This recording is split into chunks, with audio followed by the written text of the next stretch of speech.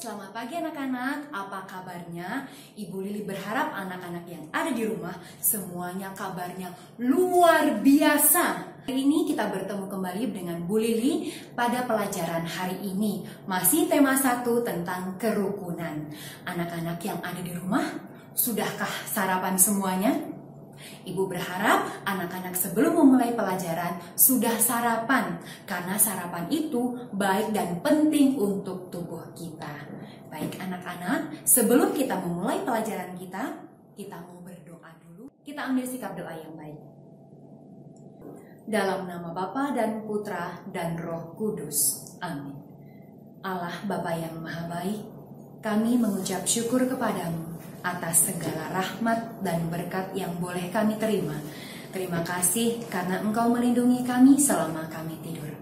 Tuhan, kini kami mau belajar bersama. Berkati kami agar kami semua hari ini dapat mengikuti pelajaran ini dengan sungguh-sungguh, penuh dengan konsentrasi, dan nantinya dapat mengerti. Dan ketika mengerjakan tugasnya, kami pun mampu mengerjakannya dengan sungguh-sungguh. Terima kasih Tuhan. Amin. Dalam nama Bapa dan Putra dan Roh Kudus. Amin. Tujuan pembelajaran kita hari ini adalah supaya siswa dapat mengenal pengamalan sila Pancasila ketiga, keempat, dan kelima. Kemudian, anak-anak dapat memperagakan cara berjalan yang baik dan yang benar.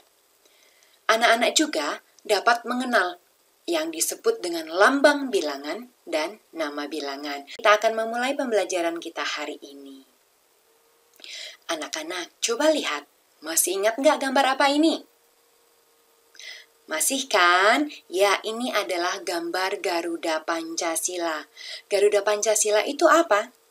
Garuda Pancasila adalah lambang negara kita. Kita sebutkan kembali ya kelima Pancasila tersebut. Yuk bersama-sama. 1. Ketuhanan yang Maha Esa. 2. Kemanusiaan yang adil dan beradab. 3. Persatuan Indonesia. 4. Kerakyatan yang dipimpin oleh hikmat kebijaksanaan dalam permusyawaratan perwakilan. 5. Keadilan sosial bagi seluruh rakyat Indonesia. Itulah tadi kelima sila Pancasila. Semuanya memiliki lambang. Yang sila pertama dilambangkan oleh bintang, sila kedua oleh rantai, sila ketiga oleh pohon beringin, sila keempat kepala banteng, sila kelima padi dan kapas. Anak-anak, mari kita baca teks bacaan ini bersama-sama ya. Elmi sangat menyayangi keluarganya. Keluarga mereka saling tolong-menolong satu dan yang lainnya. Elmi dan anggota keluarga yang lain tidak lupa selalu mengucapkan terima kasih apabila dibantu atau diberikan sesuatu. Mengucapkan terima kasih dengan santun dapat menjaga kerukunan. Anak-anak, mau tidak kita semua saling menjaga kerukunan? Salah satunya yaitu dengan mengucapkan terima kasih secara santun. Kapan kita harus mengucapkan terima kasih? Kapan ayo? Masih ingat kapan? Ya, ketika kita mendapat bantuan dari orang lain. Orang lain itu bisa mama dan papa kita, kakak dan adik kita, ataupun teman-teman kita yang ada di rumah. Lalu, kapan lagi kita mengucapkan terima kasih? Ketika kita mendapat sesuatu. Sesuatu ini bisa berupa makanan, pakaian, ataupun barang-barang yang lainnya. Setelah kita mendapatkannya, jangan lupa kita mengucapkan terima kasih, tetapi dengan santun. Karena mengucapkan terima kasih dengan santun dapat menjaga kerukunan. Ternyata menjaga kerukunan ini termasuk pengamalan dari sila Pancasila. Yang nomor berapa ya? Nanti kita cari tahu ya. Apakah anak-anak masih ingat dengan lambang Pancasila di bawah ini? Coba perhatikan gambarnya. Gambar apa itu? Gambar? Masih ingat nggak gambar apa? Ya benar sekali, itu adalah gambar pohon beringin. Pohon beringin itu adalah lambang Pancasila, sila yang keberapa ya? Masih ingat nggak? Tadi kita sudah menyebutkan loh 5 sila Pancasila. Jadi pohon beringin masuk sila Pancasila yang keberapa?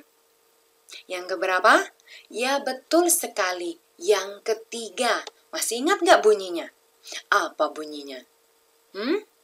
Yuk kita lihat. Ya benar, ini adalah sila ketiga dalam Pancasila yang berbunyi Persatuan Indonesia. Sila ketiga mengandung butir-butir pengamalan dan makna yang mendalam. Pengamalan Pancasila ketiga bisa diterapkan dalam kehidupan sehari-hari, termasuk di rumah yang merupakan lingkungan keluarga. Pengamalan apa ya dari sila ketiga yang dapat kita lakukan di dalam lingkungan keluarga? Coba kita lihat. Yang pertama adalah hidup rukun dengan keluarga.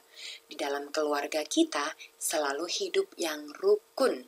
Jika kita hidup dengan rukun, kita sudah mengamalkan sila yang ketiga. Terus, apalagi ya? Tidak bertengkar.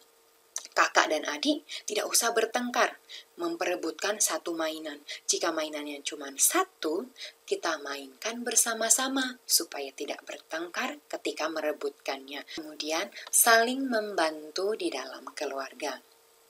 Anak-anak membantu mama dan papanya. Kapan ya kita membantu mama dan papa kita? Bangun tidur. Kita membantu mama dan papa kita merapikan tempat tidur kita. Jangan ditinggalkan dalam keadaan berantakan. Kita bantu mama dan papa kita. Kita lipat selimutnya, kita rapikan bantalnya, ditaruh di tempat yang semula. Dengan cara itu, kita sudah membantu meringankan pekerjaan mama dan papa kita. Kemudian, masih ingatkah anak-anak lambang sila keempat? Gambarnya apa? Dan juga bunyinya, masih ingat nggak? Coba diingat-ingat gambar apa ya tadi ya? Warnanya merah. Apa? Kepala banteng. Ya betul sekali, kepala banteng. Lambang sila keempat adalah kepala banteng. Yang bunyinya kerakyatan yang dipimpin oleh hikmat kebijaksanaan dalam permusyawaratan perwakilan. Lambang sila keempat ini adalah kepala banteng, mengajak kita untuk saling menghormati. Menghormatinya di sini yaitu menghormati pendapat orang lain. Kalau dalam keluarga, antara mama dan papa dan juga anak saling menghormati pendapat. Belajarlah untuk saling menghormati pendapat keluarga kita. Tidak memaksakan kehendak, tetapi kita harus saling menghormati pendapat keluarga yang lainnya. Menyelesaikan masalah keluarga di dalam rumah dengan diskusi antara orang tua dan anak, anak dan orang tua.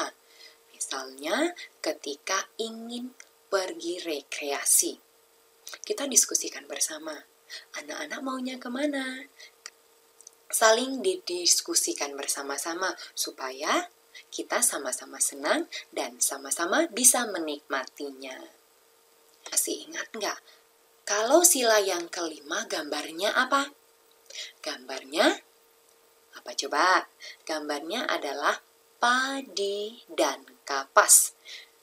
Yang bunyinya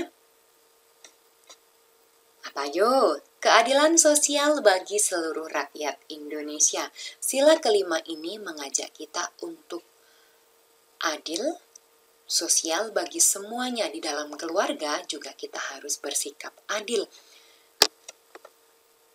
Bersikap adil dengan semua anggota keluarga. Dengan mamanya, papanya, anak yang pertama, dengan anak yang kedua, dengan adik dan kakaknya. Tidak pilih kasih. Semuanya dikasihi dengan penuh keadilan. Itulah tadi sila ketiga, keempat, dan kelima dengan makna dan pengamalannya dalam kehidupan sehari-hari di dalam keluarga. Yuk, kita membaca teks ini. Keluarga Elmi adalah keluarga yang rukun. Mereka saling tolong-menolong dengan orang tua dan saudaranya. Mereka sering melakukan musyawarah bersama untuk menyelesaikan masalah. Orang tua mereka begitu adil terhadap Elmi dan kakaknya. Coba perhatikan. Yang pertama ada kata tolong-menolong antar saudara. Apakah di dalam teks itu ada kata tolong-menolong? Ya, ada. Lalu yang kedua melakukan musyawarah bersama.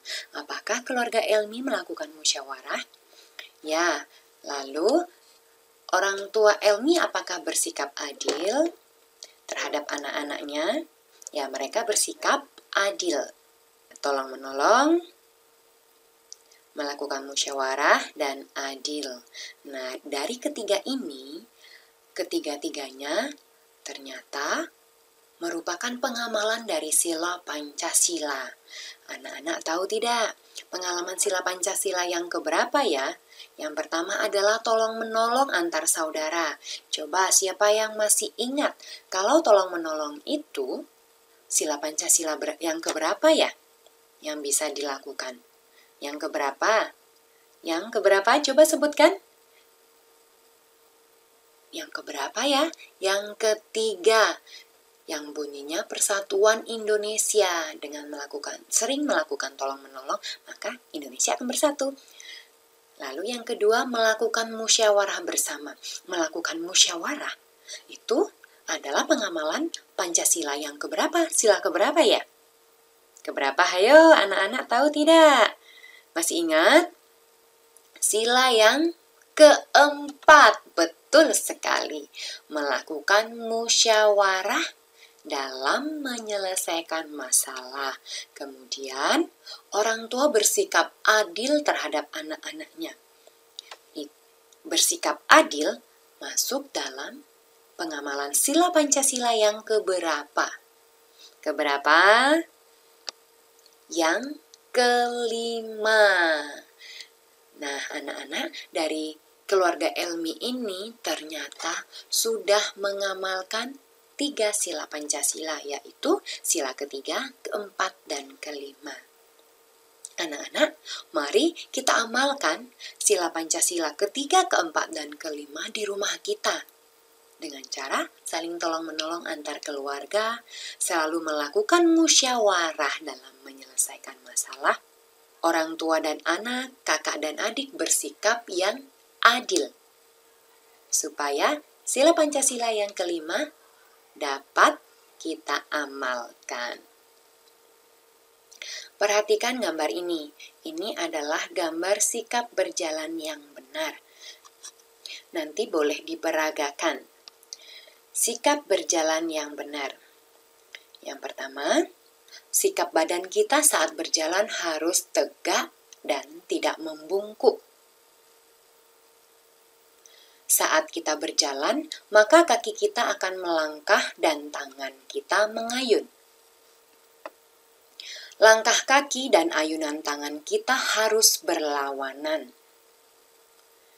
Jika kaki sebelah kiri yang melangkah, maka tangan sebelah kanan yang mengayun.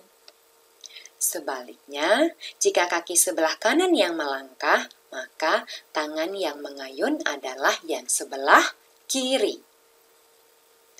Berjalan yang baik adalah berjalan ke depan, bukan ke belakang. Kenapa? Kalau ke belakang kita tidak bisa melihatnya. Nanti kita bisa jatuh. Kalau kita mau berjalan ke belakang, kita harus diawasi dan dibantu oleh orang dewasa. Ya tadi kalau tidak ada yang mengawasi, kita tidak bisa melihat jalannya, maka kita akan jatuh. Anak-anak, Ibu Lili memberikan kembali gambar kubus. Masih ingat kan? Perhatikan gambar kubus berikut ini. Gambar kubus yang ini jumlahnya banyak. Dia disebut dengan kelompok ratusan. Lalu yang berikutnya adalah kelompok Karena jumlahnya lebih sedikit dari yang pertama adalah kelompok puluhan. Kemudian yang berikutnya, yang lebih sedikit lagi, ini adalah kelompok satuan. Maka kelompok ratusan tadi jumlahnya ada 3, maka disebut 300-an. Lalu kelompok puluhan ada berapa? Yuk kita hitung. 1, 2, 3, 4, 5. Ada 5, maka 50-an. Kelompok satuan ada 4, maka disebut 4 satuan. 300 tambah 50 tambah 4 disebut 354. Dari sini, Bu Lili mau mengajak anak-anak untuk mengenal yang namanya lambang bilangan dan nama bilangan. Apa itu lambang bilangan? Apa itu nama bilangan? Mari kita cari tahu. Lambang bilangan berupa angka. Contohnya, lambang bilangan dari 135 adalah ini dia. Lalu, lambang bilangan dari 140 adalah itu dia, lambang bilangan berupa angka. Angka yang menyebutkan jumlahnya. Kemudian, apa yang disebut dengan nama bilangan? Nama bilangan ditulis dengan huruf. Oh, huruf ternyata. Contohnya, nama bilangan dari 253 adalah dituliskan dalam bentuk huruf 253. Setelah kita belajar angka tadi, mari kita membaca teks berwisata bersama keluarga. Anak-anak pernah berwisata bersama keluarga? Pasti pernah kan? Tetapi saat ini jangan dulu ya, karena sekarang lagi masa yang tidak baik untuk berwisata jauh-jauh dari rumah. Yuk kita baca bersama-sama. Dimas dan keluarganya akan berwisata ke pantai. Ayah dan ibu Dimas ingin menyenangkan buah hatinya dengan berlibur. Ketika mereka berangkat menggunakan mobil, mendadak didahului sepeda motor dari sebelah kiri. Semua panas hati melihat itu, kecuali ayah menghadapinya dengan kepala dingin. Anak-anak, di dalam teks ini ada ungkapan yang ibu buat dalam bentuk tulisan miring. Kita sudah pernah belajar ungkapan kan? Masih ingat nggak apa itu yang disebut dengan ungkapan? Siapa yang masih ingat? Ayo kita sebutkan. Sebutkan ya, anak-anak sebutkan boleh apa yang disebut dengan ungkapan. Ungkapan itu adalah gabungan kata yang memiliki makna berbeda dengan kata asalnya. Jadi di situ tadi ada kata menyenangkan buah hatinya. Jadi buah hatinya ini memiliki makna. Apa ya maknanya? Nanti kita cari tahu. Makna sebuah ungkapan tidak dapat dicari dengan mengartikan kata per kata. Seperti kata ungkapan buah hati tidak bisa hanya kita cari buah itu apa, hati itu apa.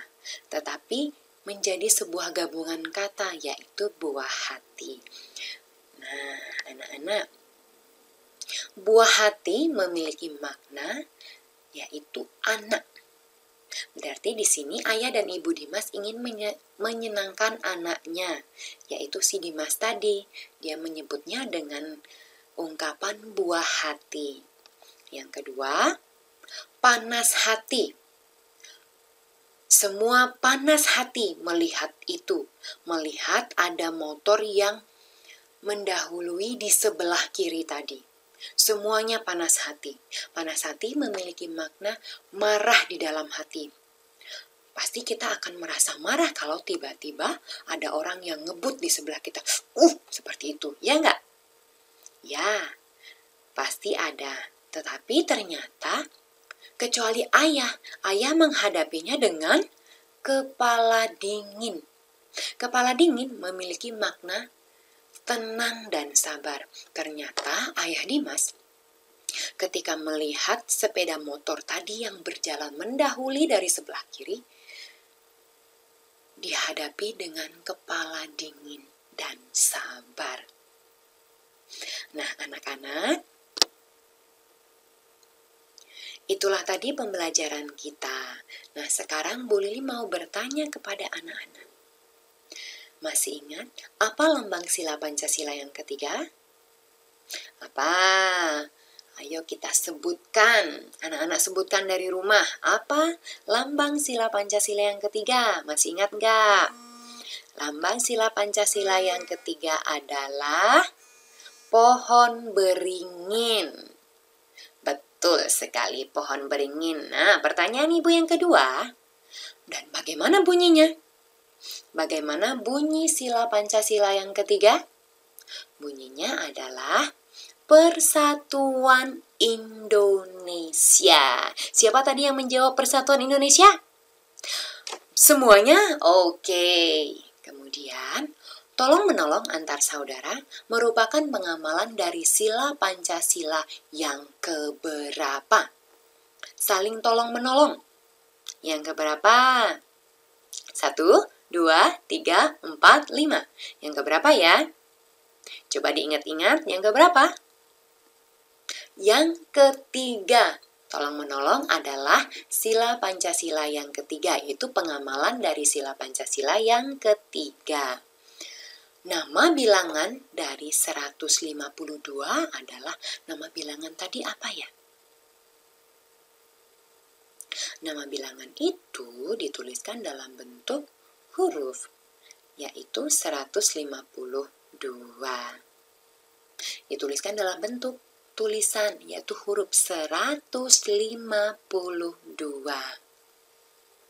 Nah, anak-anak, kita sudah selesai melakukan pembelajaran PJJ kita.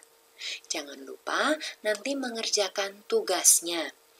Tugas yang dari Bu Lili, silakan dikerjakan, dikumpulkan sampai besok hari Kamis jam 10. Anak-anak, itulah tadi kegiatan dan pembelajaran kita hari ini dari awal hingga akhir. Jangan lupa nanti Bu Lili akan kirimkan tugas yang bisa anak-anak kerjakan di rumah. Tugas itu anak-anak kerjakan dan dikumpulkan paling lambat hari Kamis jam 10 pagi. Jangan lupa dikirim ke wali kelasnya masing-masing. Nah, anak-anak, karena tadi kita membuka pembelajaran kita dengan berdoa, sekarang kita pun akan menutup pembelajaran kita dengan berdoa bersama. Ambil sikap doa yang baik ya. Yuk, kita bersatu dalam doa. Dalam nama Bapa dan Putra dan Roh Kudus. Amin. Tuhan Allah yang baik, kami kembali mengucap syukur kepadamu karena Engkau telah menemani kami, menjaga kami, dan memberkati kami. Sehingga kami semua anak-anak kelas 2 SD SIN Karolus mampu dan penuh dengan semangat mengikuti pembelajaran PJJ hari ini. Tuhan, berkati kami agar nanti ketika mengerjakan tugas dari Ibu Guru, kami mampu mengerjakannya, penuh semangat, dan sungguh-sungguh dalam mengerjakannya. Buat kami supaya kami tidak malas-malas. Ya Tuhan, kami serahkan hidup kami ke dalam tangan-Mu untuk kegiatan kami selanjutnya. Berilah kami kesehatan terus-menerus, agar kami dapat terus mengikuti pembelajaran dengan baik. Terima kasih Tuhan. Amin. Dalam nama Bapa dan Putra dan Roh Kudus. Amin. Anak-anak, terima kasih atas kebersamaannya hari ini. Anak-anak sudah penuh dengan semangat mengikuti Ibu dalam pembelajaran hari ini. Ibu Lili berharap besok anak-anak tetap penuh dengan semangat dan tetap sehat selalu untuk dapat mengikuti pembelajaran di esok hari. Tetap jaga kesehatan dengan makan makanan yang sehat dan bersih. Sampai bertemu lagi. Bye-bye.